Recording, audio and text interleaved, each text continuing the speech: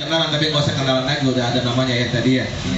Kita sitir saja salah satu ayat dalam Al-Quran. A'udzubillahi minasyaitonirrajim. Bismillahirrahmanirrahim. Qul in kuntum tuhibbunallaha fattabi'uni yuhibbukumullah wa yaghfir lakum dzunubakum wallahu ghafurur rahim. Katakanlah, jika kamu benar-benar mencintai Allah, kata Allah, fattabi'uni, ikutilah aku, kata Rasulullah Muhammad sallallahu alaihi wasallam. Jadi kalau benar-benar cinta sama Allah, berarti harus ngapain? Cinta. Harus ittiba kepada Rasulullah Muhammad sallallahu alaihi wasallam. Peristiwa Isra Mi'raj Rasulullah sallallahu alaihi wasallam bagi kita murid-murid di dalam thariqah, di dalam khususnya thariqah Qadiriyah Naqsabandiyah, ini merupakan sebuah model bagaimana seorang hamba Allah Subhanahu wa taala bisa mencapai prestasi kehambaan yang luar biasa. Waktu pertemuan di Darul Mukhni sudah saya bahas itu, bahwa posisi kehambaan ini adalah posisi yang tidak bisa diraih oleh sembarang orang. Karena di dalam Al-Quran tadi dibaca oleh Qari, A'udzubillahi minasyaitonirrajim, Subhanalladzi asra bi'abdihi lailan minal masjidil harami ila masjidil aqsa. Maha suci Allah, alladzi yang asra telah memperjalankan bi'abdihi kepada hambanya, bukan bi rasulihi, bukan bi nabiyihi, bukan bi Muhammadin, tidak, tapi bi abdihi, kepada hamba Allah. Siapa hamba Allah? Hamba Allah yang mampu menolkan dirinya di hadapan Allah Subhanahu wa taala. Tiada lain, hanya Allah saja yang ada dalam dirinya. Itu ya. Dalam artian bahwa dalam kalbunya tidak lagi ada selain Allah Subhanahu wa taala. Maka orang-orang yang senantiasa mendawamkan zikrullah di dalam dirinya, mudah-mudahan dalam prestasi berikutnya, nyucrut galurnya, napak tilasnya, mengikuti asar para awliya Allah, mengikuti asar para sahabat, mengikuti sunnah Rasulullah Muhammad sallallahu alaihi wasallam, dia mencapai derajat hamba Allah. Allah sudah mencapai derajat hamba Allah, dia asra. Asra itu kalimatnya pasif sebenarnya, itu diperjalankan, ya, bukan sarah, ya, bukan berjalan, tapi asra, diperjalankan oleh Allah Subhanahu wa taala. Beda antara orang yang jalan sendiri sama diperjalankan. Kalau jalan sendiri dia ada usaha sendirian, usahanya, ya. Berarti semua power, semua daya dia usahakan sendiri. Kayak contohnya, ya, Bang Yudi mau jual bingkai, jauh buangnya ke Surabaya. Dia harus apa? Harus beli tiket, entah tiket pesawat atau tiket kereta. Kira-kira mahal atau murah tuh tiket? Mahal. Lebih dari 200.000 tuh nggak cukup kalau 200.000 doang mah itu.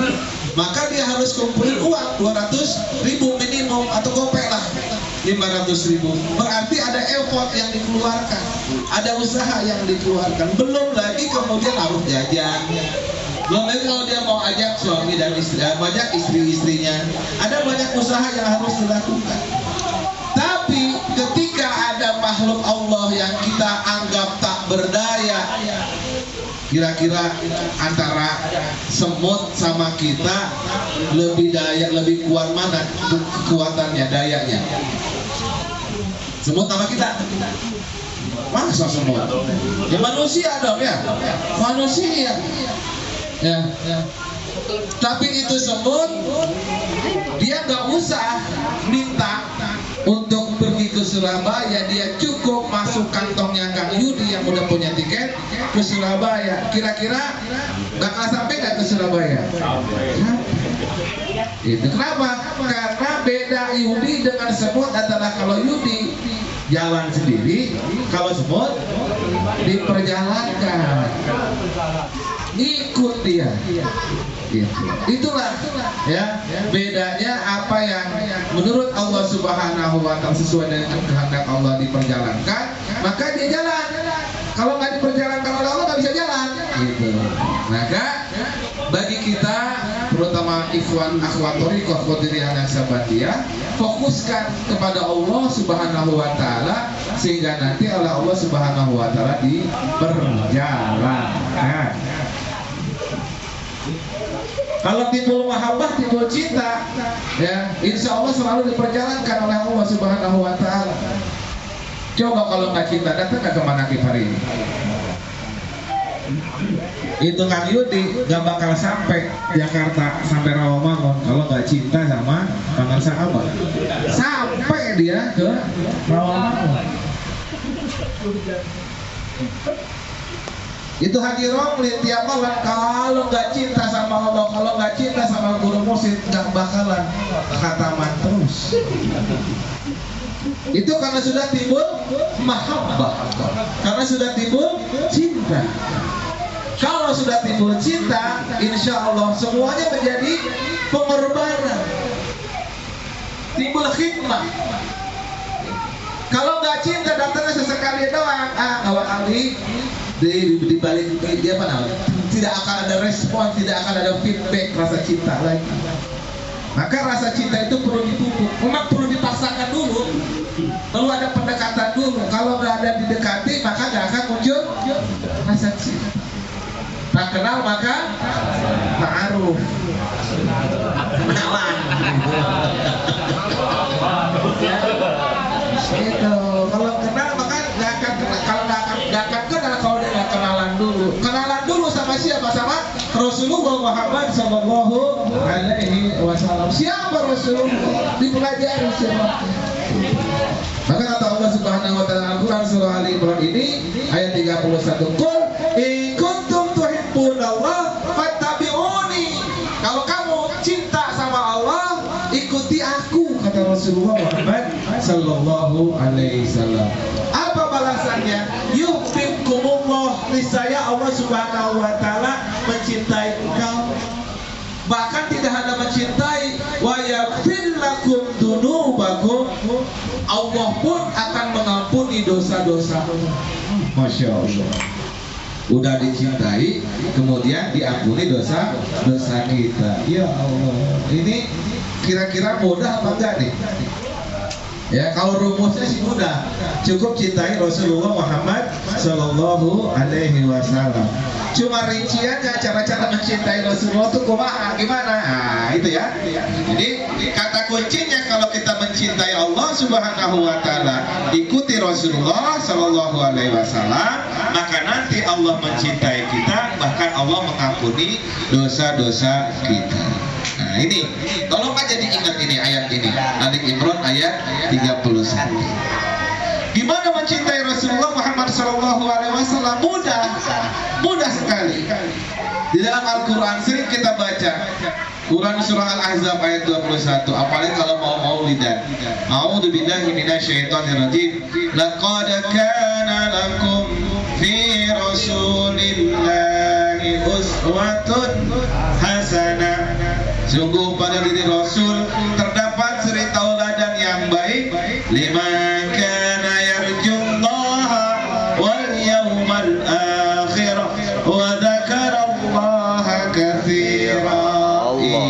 Ini dia 3 tipsnya. 3 tips kalau kita benar-benar cinta sama Rasul dan menjadikan Rasul adalah teladan yang baik. Apa? Liman kana, bagi orang yarjullah, mengharap kembali kepada Allah Subhanahu wa Ta'ala. Oh, ternyata ada orang yang hidup di alam dunia ini, ada yang tidak mengharap Allah. Sebab Allah menggunakan kalimat ini, liman kana yarjullaha.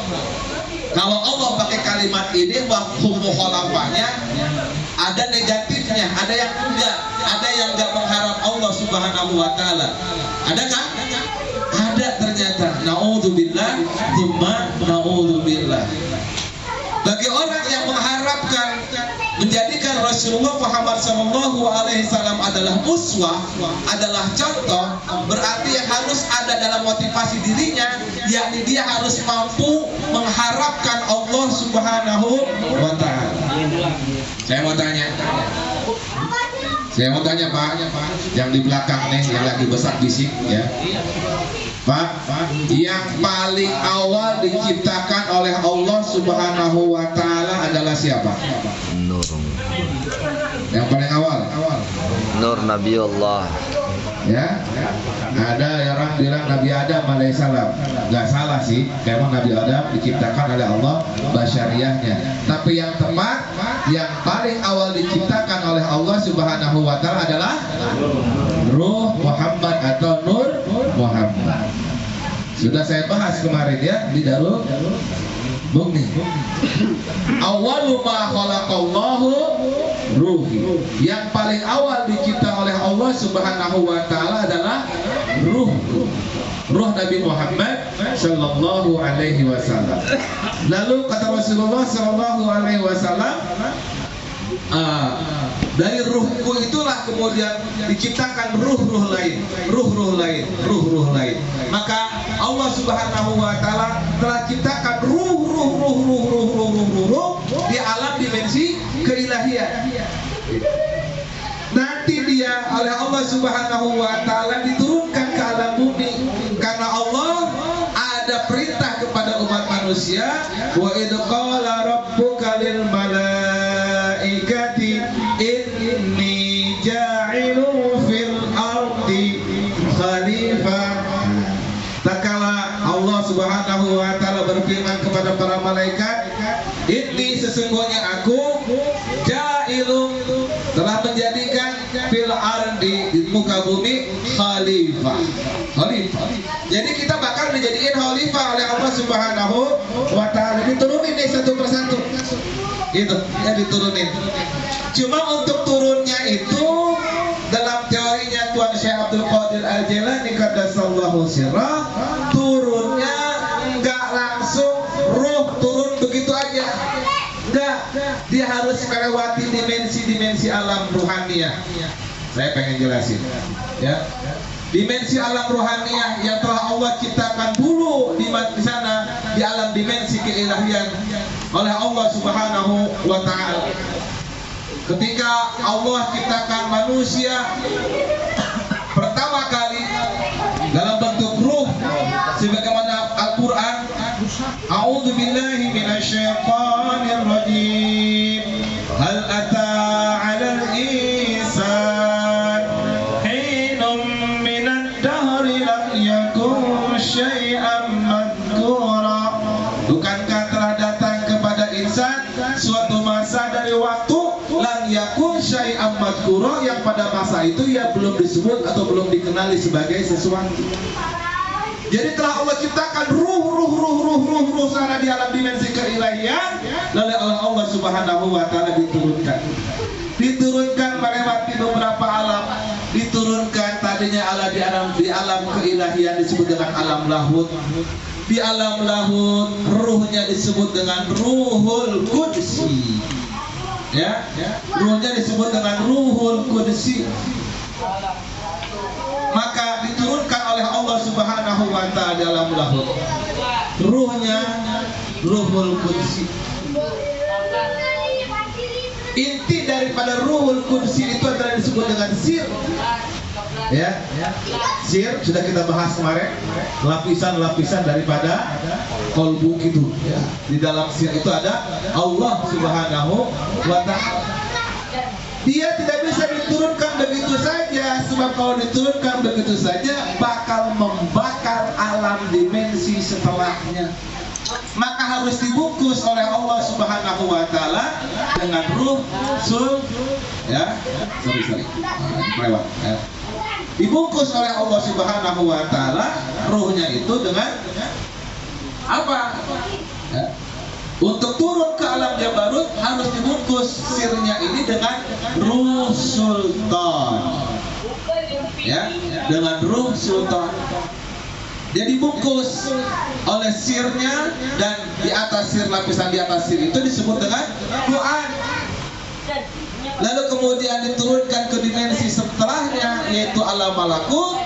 Sir yang sudah dibungkus oleh Quran ini, maka lapisan berikutnya adalah ruh rohani. Yang inti daripada ruh rohani itu adalah kolbu. Ya, kolbu secara ruh itu ada di mana posisinya? Di alam malakut. Lalu kemudian oleh Allah Subhanahu wa Ta'ala diturunkan lagi ke alam dimensi paling bawah, disebut dengan alam mulki. Sudah Allah siapkan apa? Basyariyah, tubuh biologis. Fa idza sawaituhu wa nafakhtu fihi min ruhi, apabila sudah kesempurnakan, maka kutiupkan sebagian koleksi ruhku. Maka ruh itulah yang sudah dilapis, yang paling dalam adalah sir, dimasukkan ke dalam basyariyah.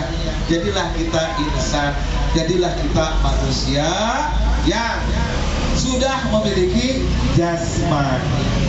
Ini ya. Kalau kita pahami ini, berarti kita harus kembali kepada Allah Subhanahu wa Ta'ala melewati alam-alam itu. Liman kana yarjullah, bagi orang yang mengharap Allah Subhanahu wa Ta'ala adalah orang yang di dalam ruhnya sudah terbersihkan untuk selalu mengingat Allah Subhanahu wa Ta'ala. Lapisan-lapisan ruhnya itu bisa dibersihkan, terus masuk ke lapisan yang paling rendah, yang paling bawah, sampai ke dalam sir, mampulah dia sampai kepada Allah Subhanahu wa Ta'ala. Inilah yang dinamakan konsep inna lillahi wa inna ilaihi raji'un. Itu para bapak dan saudara-saudara yang dirahmati Allah Subhanahu wa Ta'ala. Sesungguhnya kita milik Allah, dan sesungguhnya kita kembali kepada Allah Subhanahu wa Ta'ala.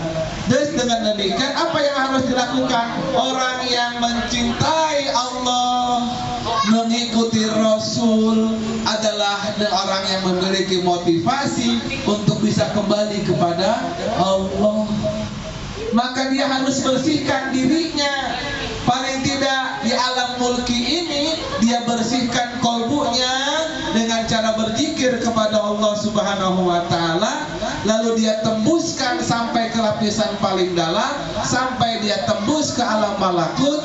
Lalu kemudian ditembuskan lagi sampai dia tembus ke alam Jabarut, sampai kemudian ditembuskan lagi sampai masuk ke alam lahut. Ini konsep inna lillahi wa inna ilaihi raji'un. Jadi bukan karena ada kabar kematian doang, inna lillahi wa inna ilaihi raji'un. Dan jangan sampai kita kembali kepada Allah nyasar, nggak tahu jalan pulang. Orang yang nggak tahu jalan pulang adalah mereka yang tak mampu menembus alam-alam ini. Inilah ketika mereka meninggal dunia disebut dengan muzabjabun bainas sama wal ard. Gentayangan ya antara langit dan bumi. Nggak tahu jalan pulang. Ya. Kenapa nggak tahu jalan pulang? Karena nggak pernah nanya. Merasa dirinya sudah tahu, merasa dirinya pintar karena ilmunya, misalkan begitu ya. Alhamdulillah, cuma naudzubillah. Benar, memang semua karena rahmat Allah Subhanahu wa Ta'ala. Maka ilmu yang kita punya, ilmu yang kita miliki, kekayaan yang kita punya, persaudaraan yang banyak yang kita punya, jabatan yang kita punya, itu bukan punya kita. Itu adalah milik Allah, cuma lagi dititipin sama kita. Gitu Pak ya? Nah, ini. Maka kita harus coba bagaimana kembali kepada Allah Subhanahu wa Ta'ala, bisa menembus lapisan-lapisan itu.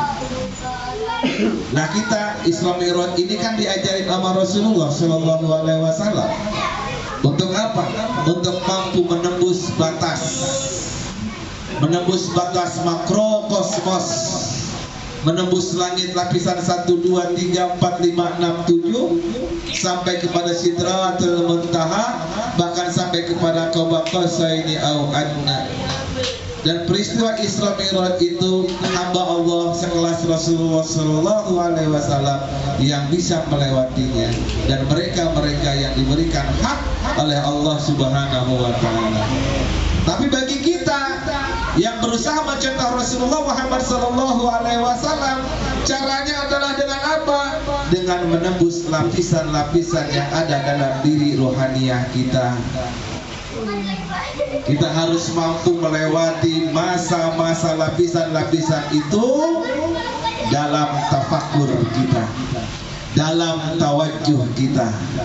Maka mumpung di bulan Rajab, perjalanan mikrokosmos yang kita harus lewati adalah dengan cara melakukan tawajuh, kemudian coba lapisan-lapisan lataif yang sudah kita pelajari kemarin, kita coba untuk kita zikirkan dia, sehingga dari latifah 1 masuk ke 2, 2 ke 3, 3 ke 4, 4 ke 5, 5 ke 6, 6 ke 7, dan kemudian kalau bisa masuk lagi ke muraqabah. Masya Allah. Masih banyak ternyata PR-nya. Kita kan sekarang ini baru zikirnya, zikir latifah qalbi terus ya. Nah, ternyata masih banyak PR-nya, ya, masih banyak PR. Harus banyak riyadhah, ya, harus banyak riyadhah. Ustaz, riyadhah itu apa? Riyadhah itu latihan, ya, latihan.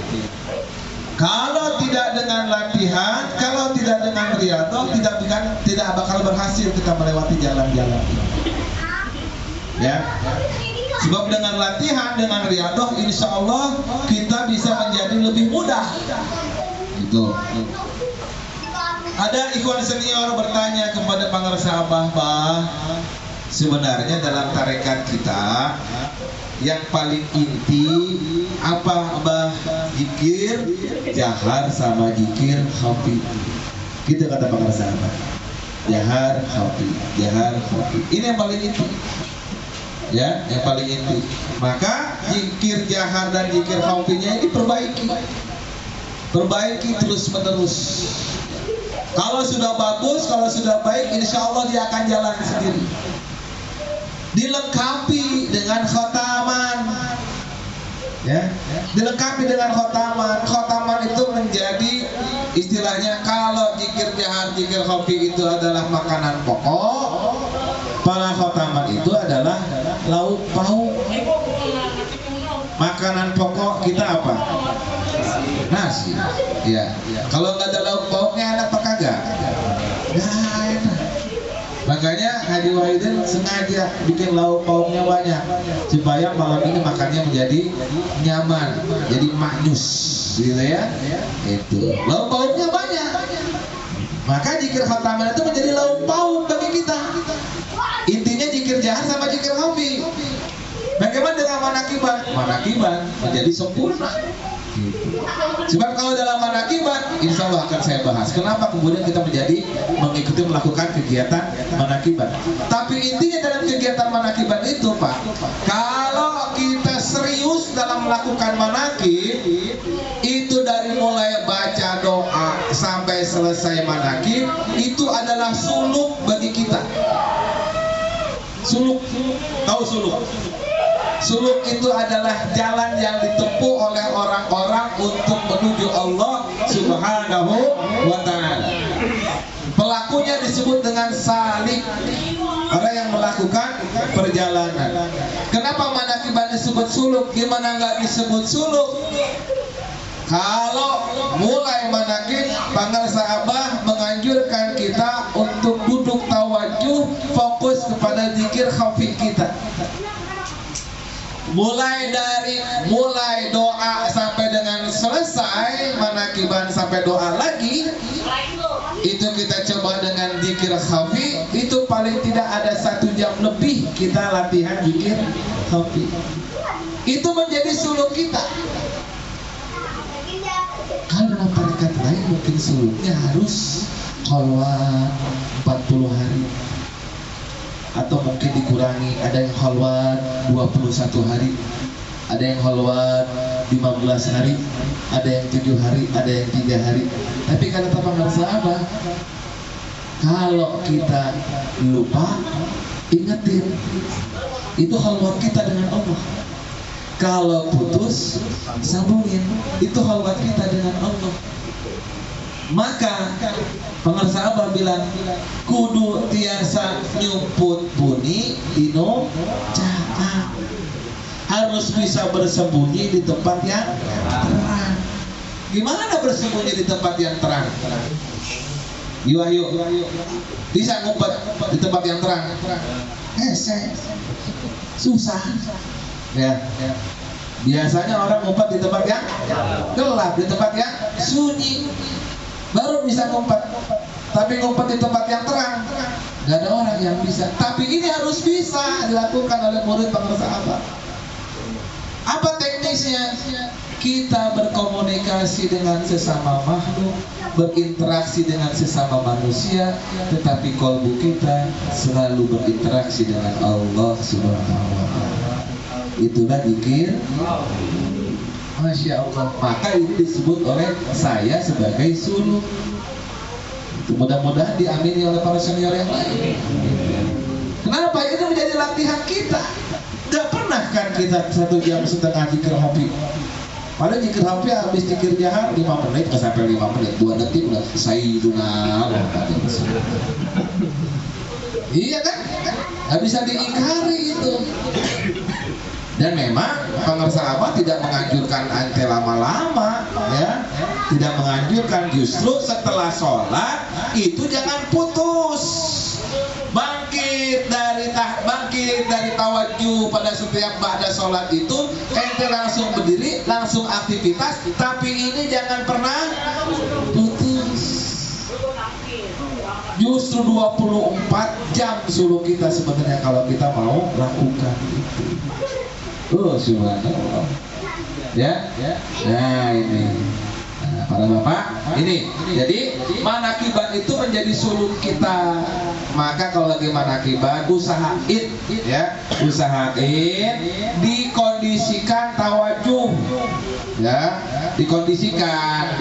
Tapi kalau ada orang-orang yang sudah terbiasa, ya nggak mesti tawajuh begitu juga, kan, begitu, ya. Dia tetap jalan, insyaallah. Gitu ya. Tapi memang biasanya kalau dikondisikan bisa. Kalau nggak dikondisikan nggak bisa. Biasanya begitu. Maka harus dikondisikan dulu. Ya, seperti itu. Tambah lagi riadoh yang lain. Ya, tambah riadoh yang tanya sama wakil talqin. Tapi sesungguhnya memang ada kurikulum riadoh dalam Thariqah Qadiriyah Naksabandiyah Pondok Pesantren Surya Raya. Ada yang setelah ini melakukan sholatnya banyak. Makanya orang-orang yang di Inabah itu terapinya adalah sholatnya banyak rokaatnya. Itu yang ketahuan Pak penyakitnya. Makanya ditaruh di rehabilitasi. Lah, kita emang gak punya penyakit Pak. Malah jangan-jangan penyakit kita lebih banyak dibandingkan orang yang di pusat rehabilitasi. Ya Pak. Jangan-jangan lebih banyak. Cuma kalau mereka nggak ketahuan, kita nggak ketahuan. Gitu. Makanya sebenarnya 24 jam kegiatan sholat yang dilakukan di pusat rehabilitasi korban narkoba di Inabah itu seyogianya bisa dilakukan juga oleh kita di rumah masing-masing. Itu Pak. Yang 100 berapa rakaat itu? Ada yang bilang 103, ada yang bilang 113. Banyak gak gila ya? Itu. Kita lakukan itu Pak. Insya Allah ya. Insya Allah akan memudahkan mendekat kita kepada Allah Subhanahu wa Ta'ala. Yang jadi masalah kan begini Pak. Awalan saja semangat. Sudah talqin zikir sebulan 2 bulan semangat. Setelah 3 bulan males. BBM atau Ustaz Andika ya. apa itu? Bosan, ya, bimbang, kemudian males. Bahaya ini, bahaya. Kenapa bahaya? Karena itu bisa mempengaruhi ikhwan yang lain. Ya, bisa mempengaruhi ikhwan yang lain. Kalau udah kepengaruh, udah, si Anu juga begitu, si Anu juga begitu, si Anu juga begitu. Akhirnya nepak, nular, kan begitu jadinya ya. Masya Allah. Semoga tidak terjadi pada diri kita, gitu ya. Nah, para bapak dan saudara-saudara yang dirahmati Allah Subhanahu wa Ta'ala, tujuan kita kumpul tiap menakiban ini dalam rangka saling bersilaturahim. Tujuan kita kumpul di tempat ini saling berbagi ilmu, saling berbagi pengalaman. Semoga kita semua bisa menapaki jalan yang sudah dilakukan oleh guru kita, Syekh Ahmad Shahibul Wafa Tajul Arif. Ini Pak ya. Oke, baik. Jadi pertama, liman kana yarjullaha. Yang kedua, wal yaumal akhir. Ya. Yang kedua adalah wal yaumal akhir. Mereka yang yakin kepada yaumal akhir. Mereka yang yakin kepada hari akhirat. Untuk tahu tentang hari akhirat berarti harus tahu dulu kabar-kabar dari Rasulullah Muhammad SAW. Dari mana? Dari hadisnya Rasulullah Muhammad SAW. Maka ikhwan TKN ini jangan anti terhadap hadis Rasulullah. Pelajari hadis-hadis Rasulullah Muhammad SAW. Dikumpulkan hadis-hadis itu dalam kitab-kitab hadis.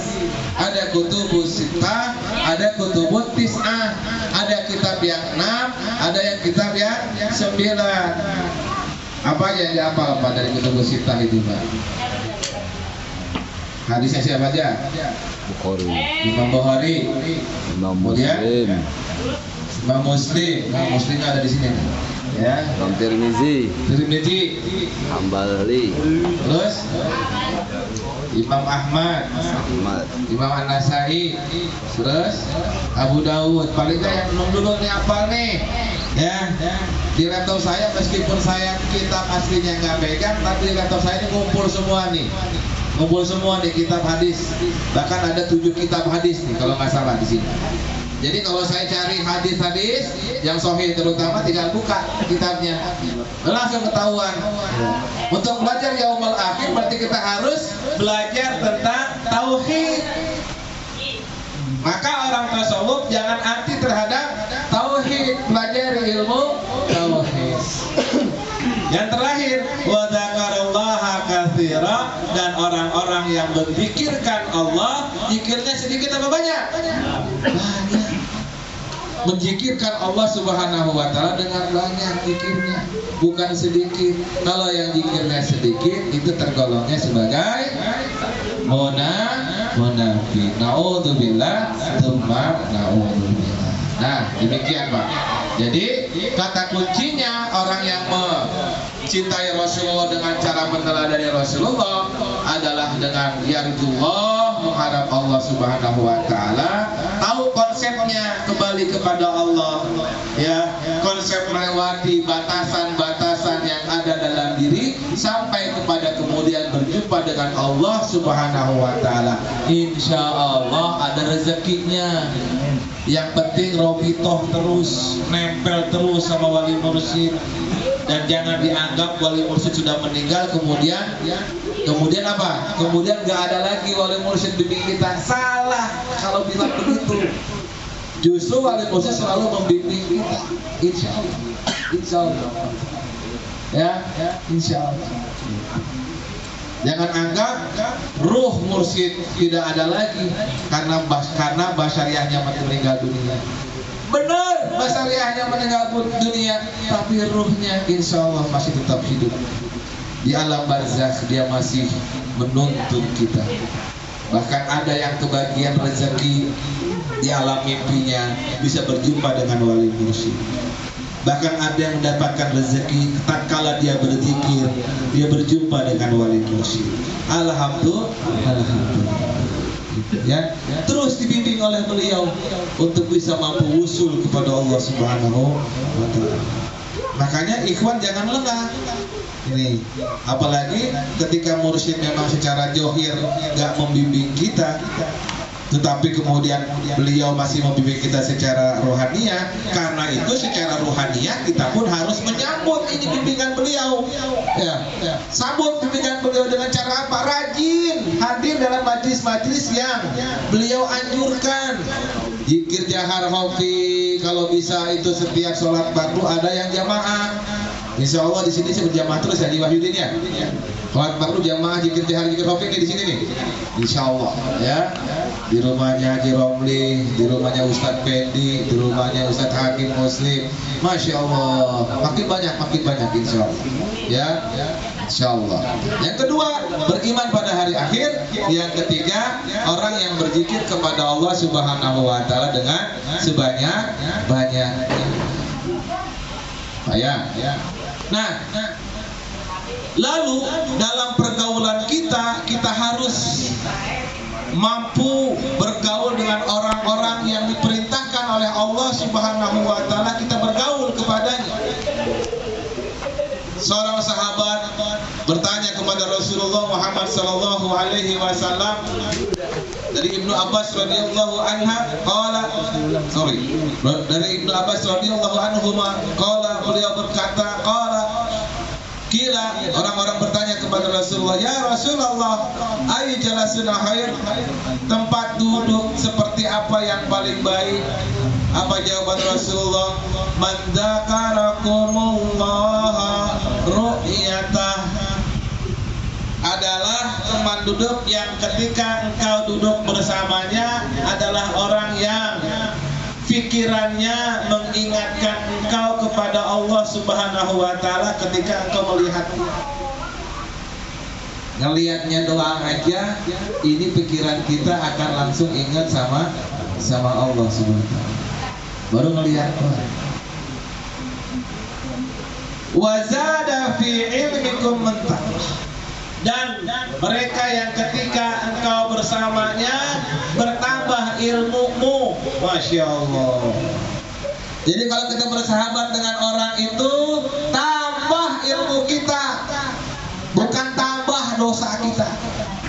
Ini teman duduk yang paling baik. Ya Pak ya? Cari tuh.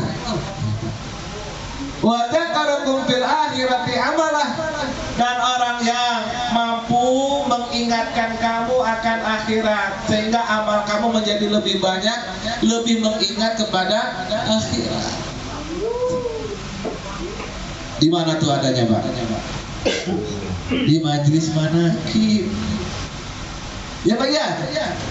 Di majlis manaqib. Mana di majlis manaqib yang ngajak kita kepada kemaksiatan? Insya Allah nggak ada. Semuanya ngajak kepada kebaikan. Maka hadirnya kita di majlis manaqib ini penuh berkah. Masya Allah, penuh berkah. Apalagi kalau kita khusyuk dalam tawajuh kita, rasa kita fokuskan, tidak menjadi sebuah kemustahilan. Ada para masyayikh kita yang hadir bersama-sama dengan kita. Amin. Allahumma. Itu Pak, cari tempat duduk yang paling baik mulai sekarang. Apalagi ikhwan-ikhwan TKN seperti ini, kamu cari muka surga semua. Amin. Masya Allah. Ya, Masya Allah. Bangun kedekatan kita dengan Allah Subhanahu wa Ta'ala melalui para kekasih Allah Subhanahu wa Ta'ala. Para bapak dan saudara-saudara yang dirahmati Allah, Allah itu sayang sama kita, cinta sama kita. Saking cintanya Allah Subhanahu wa Ta'ala menciptakan kita. Pak, sebuah hadis dikutip di dalam kitab Sirul Asrar. Kata Allah Subhanahu wa Ta'ala, kuntu kanzan makhfiyah, aku adalah perbendaharaan yang tersembunyi. Fa ahbabtu an u'raf, aku pengen dikenali. Fa khalaqtu khalqa, aku menciptakan makhluk likai u'raf, supaya makhluk itu mengenal aku. Jadi dasarnya Allah Subhanahu wa Ta'ala menciptakan makhluk itu karena rasa cinta. rasa kasih, rasa sayang. Diciptakanlah makhluk supaya makhluk apa? Mencintai Allah. Supaya makhluk apa? Mengenal Allah, ma'rifat kepada Allah. Maka di dalam literatur tasawuf ada kalimah, ada manqalah awaluddin ma'rifatullah. Yang paling pertama di dalam agama adalah mengenal Allah Subhanahu wa ta'ala. Maka supaya mampu mengenal Allah, makhluk yang diturunkan oleh Allah Subhanahu wa ta'ala ke muka bumi tidak dibiarkan oleh Allah Subhanahu wa ta'ala. Dengan kasih dan sayangnya Allah berikan pedoman kepada makhluk di alam dunia. Dari mulai Nabi Adam alaihissalam sampai kepada Rasulullah Muhammad sallallahu alaihi wasallam dikasih pedoman. Sampai kepada Rasulullah, pedomannya apa? Al-Qur'anul Karim. Sekaligus selain diberikan pedoman, Allah turunkan juga siapa yang mampu menjelaskan Al-Quran. Nanti akan kita sering baca di bulan Ramadan.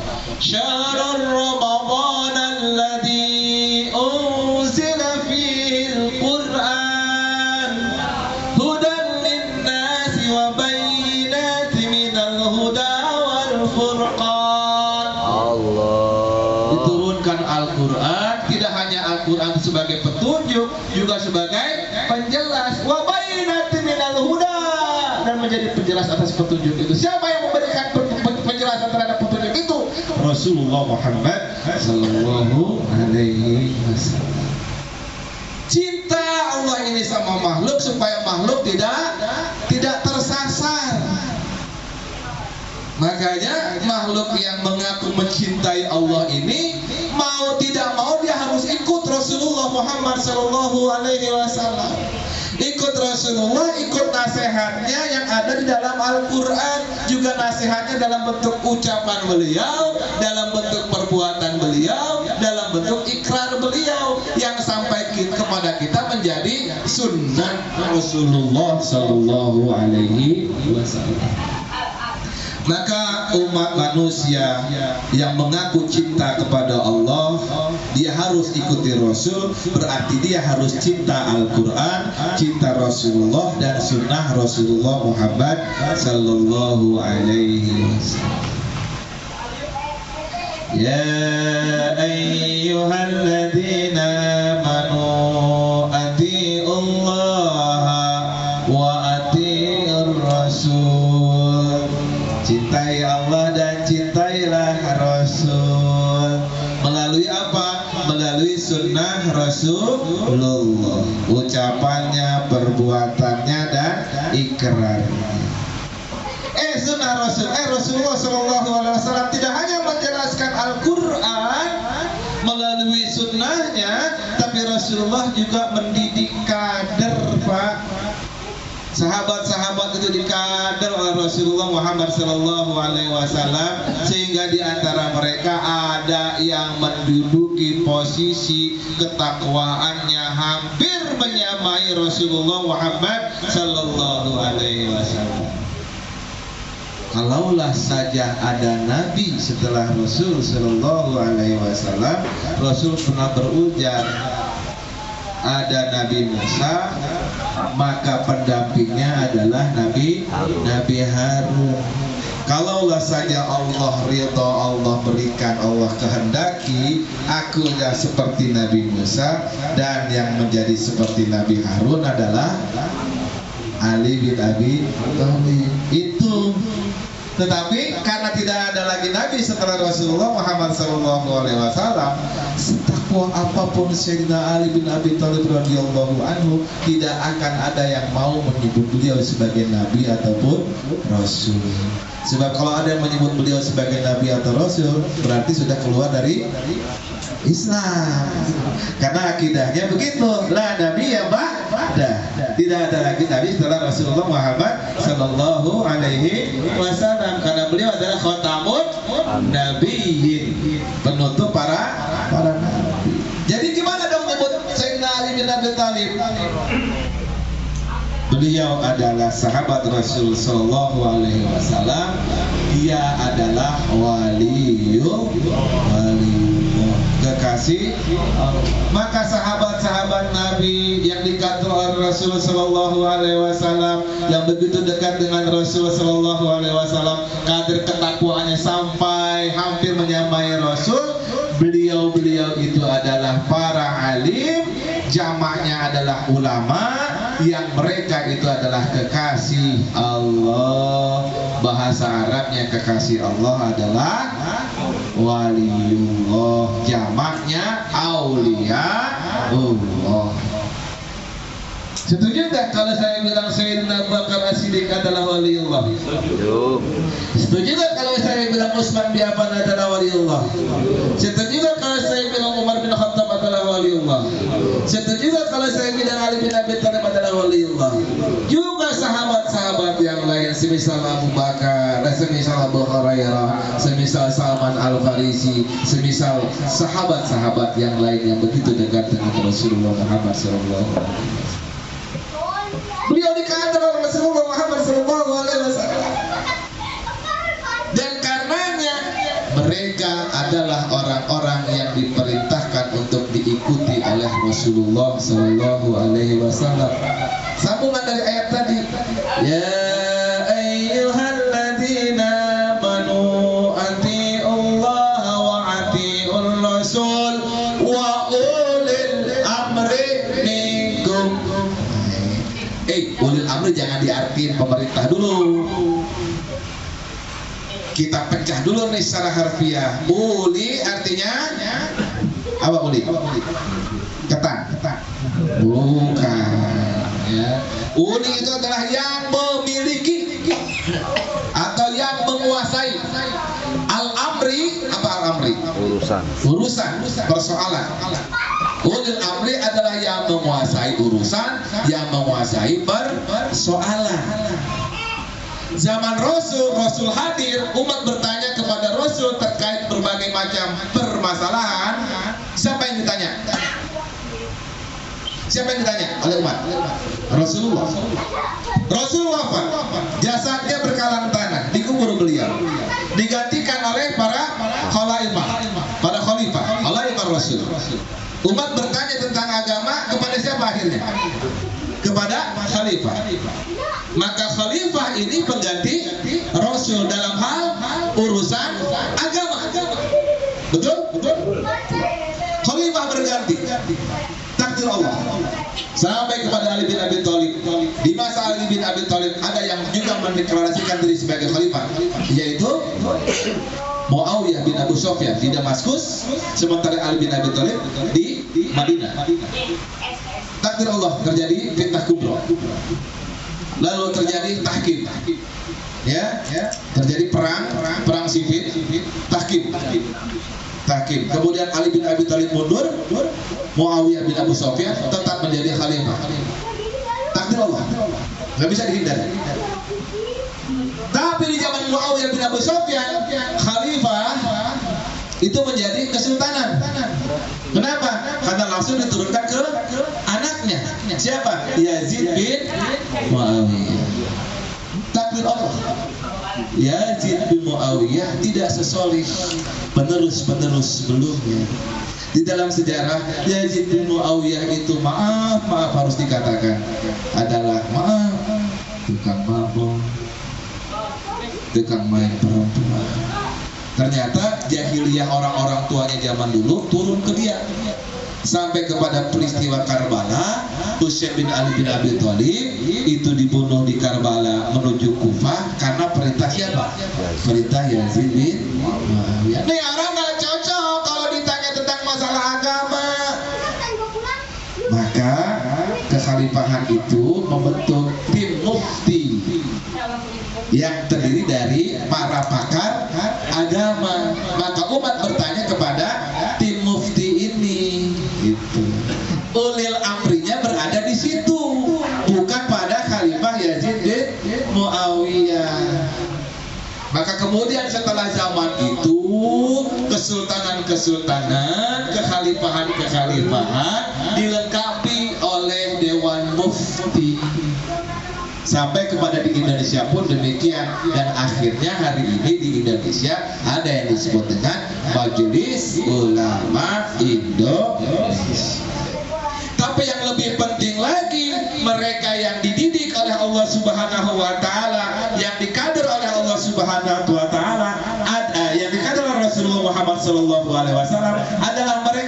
silsilahnya nyambung sampai kepada Rasulullah Muhammad Sallallahu Alaihi Wasallam.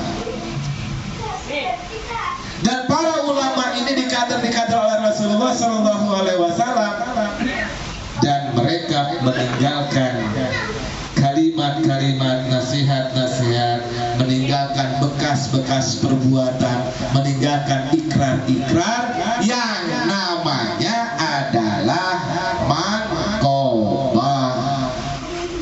Jamaknya manaqib. Bahasa lainnya adalah sirah, biografi. Kalau bapak dan saudara-saudara punya kitab sahihnya Imam At-Tirmidzi, di bab-bab terakhir Imam At-Tirmidzi itu ada manqobah. Manqobahnya Abu Bakar, manqobahnya Umar, manqobahnya Utsman, manqobahnya Ali bin Abi Thalib. Nah, kita hari ini sedang belajar manqobahnya waliullah, kekasih Allah. Siapa? Tuan Syekh Abdul Qadir Al-Jailani. Ini adalah usaha kita mengikuti Rasul melalui kekasih-kekasih Allah. Ini adalah usaha kita mengikuti perintah Allah untuk taat kepada Allah, taat kepada Rasul, taat kepada ulil amri. Paham Pak sampai di sini? Inilah kenapa kita ngadain manaqib. Ya. Nah, dan para waliullah ini kemudian juga mengkadar generasi selanjutnya yang mereka kemudian akhirnya menjadi waliullah juga, yang silsilahnya nyambung sampai kepada beliau Rasulullah Muhammad Sallallahu Alaihi Wasallam, dari dirinya ke gurunya, ke gurunya lagi, ke gurunya lagi, ke gurunya lagi, ke gurunya lagi, sampai kepada zaman tabi'in, zaman sahabat, sampai kepada Rasulullah Muhammad Sallallahu Alaihi Wasallam. Ini sesuatu yang memang dianjurkan oleh Allah Subhanahu wa Ta'ala, dan ini terkena pada kita hari ini. Kita cinta kepada Rasulullah Muhammad Sallallahu Alaihi Wasallam, cinta juga kepada kader-kadernya para waliullah. Buktinya silsilah kita ini adalah silsilah yang memang nyambung kepada Rasulullah Muhammad Sallallahu Alaihi Wasallam. Dari kita ke siapa Pak? Ke Syekh Ahmad Sahibul Wafa Tajul Arifin. Dari beliau ke siapa? Syekh Abdullah Mubarak bin Muhammad. Dari beliau ke siapa? Ke Syekh Talha. Dari Syekh Talha ke siapa? Ke Syekh Ahmad Hatib. Dari Syekh Ahmad Hatib ke siapa?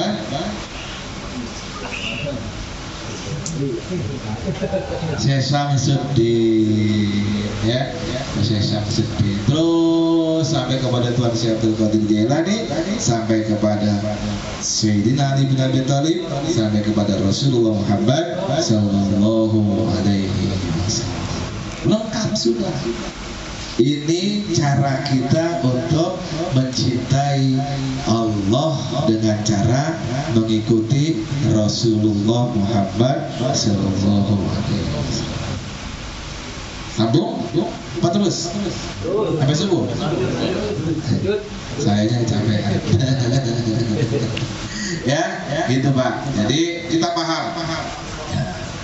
Makanya jangan jauh-jauh dari waliullah. Untungnya kita punya siapa? Punya pengasabah, orang yang selalu membimbing kita. Nanti mudah-mudahan ya di antara kita ada yang kemudian direzekiin oleh Allah Subhanahu wa Ta'ala, dijadiin oleh Allah kekasih Allah. Amin. Amin ya Allah. Dan memang itu yang kita harapkan. Dalam Ya Latif yang kemarin sudah kita bahas ya di dalam ini, itu ada tercerah, ada tersirat ketika kita mengucapkan Ya Latif. Kita mengharap kepada Allah Subhanahu wa Ta'ala dijadikan oleh Allah sebagai kekasihnya. Amin. Dan posisi kekasih Allah di yaumul akhir kelak, Masya Allah, Masya Allah. Lihat hadis ini, lihat hadis ini. Sesungguhnya Umar bin Khattab, beliau berkata, Rasulullah Shallallahu Alaihi Wasallam bersabda, Inna min ibadillahi la la unasan ma hum bi anbiya wala syuhada. Sesungguhnya di antara hamba-hamba Allah ada orang-orang yang mereka bukan nabi, bukan juga syahada. Bukan juga syuhada. Yakbituhumul anbiya wa syuhada yaumal qiyamah. Tapi mereka membuat iri para nabi dan syuhada pada hari kiamat. Bimakanihim minallahi ta'ala, karena tempat mereka di sisi Allah Subhanahu wa taala. Qalu, para sahabat berkata, ya Rasulullah, tukhbiruna manhum. Wahai Rasulullah, beritahu kepada kami siapa mereka. Kata Rasulullah sallallahu alaihi wasallam, qala hum qaumun tahabbu bi ruhillahi ala ghairi arhamin bainahum wala amwali yata'atawnaha. Mereka adalah kaum yang saling mencintai karena Allah, bukan karena hubungan kekerabatan di antara mereka, bukan juga karena harta mereka yang mereka miliki. Mereka saling mencintai karena Allah. Alhamdulillah. Alhamdulillah. Melalui manaqib Tuan Syekh Abdul Qadir Jailani malam hari ini saya dipersaudarakan dengan para bapak. Para bapak dipersaudarakan oleh Allah Subhanahu wa taala melalui guru musik dengan saya. Dan insya Allah apa yang kita lakukan pada hari ini, pada malam hari ini, disaksikan oleh malaikat, dicatat oleh malaikat, dan insya Allah diperjumpakan kembali oleh Allah di yaumul akhir. Amin. Amin. Allahumma. Apa lanjutan kata Rasulullah? Fa wallahi inna wujuhahum lanur wa innahum ala nurin la yakhafuna idza khafa an-nas wa la yahzanuna idza hazina an-nas. Wa qara'a hadhihi al-ayah ala inna awliya Allahi la khawfun 'alaihim wa la hum yahzanun. Kata Rasulullah, demi Allah, wajah-wajah mereka sungguh memancarkan cahaya. Mereka berada di atas mimbar cahaya. Mereka tidak takut apa yang ditakutkan manusia dan tidak sedih ketika manusia sedih. Lalu membaca ayat, ala inna awliya Allahi la khawfun 'alaihim wa la hum yahzanun. Allahumma shalli ala sayyidina Muhammad. Pak ya, ingat satu persatu wajahnya ya.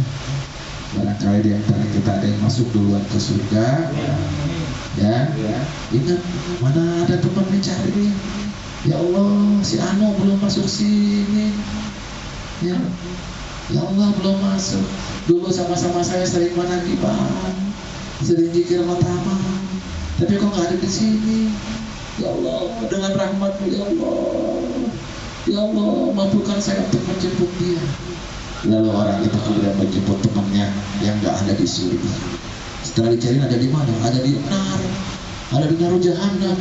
Masya Allah.